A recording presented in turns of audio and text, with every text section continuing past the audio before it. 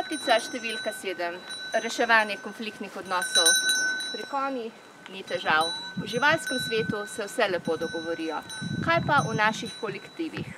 Karel Čapek, vpliven češki pisatelj 20. stoletja, je nekoč dejal: kritizirati pomeni, da dokazujemo nekomu, da ne dela tako, kot bi jaz delal, če bi seveda to znal. Nesporazumi, konflikti, trenja, to so naravni del človekovega življenja, tudi v poslovnem svetu. Komunikacijsko ugodno delovno okolje pa ni nedosegljiv ideal.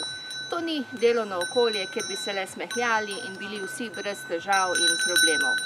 To je okolje, kjer z asertivno, torej iskreno komunikacijo, kjer so besede in naša govorica telesa v sozvočju, zagotavljamo nekakšno konstruktivno, ustvarjalno reševanje konfliktnih odnosov.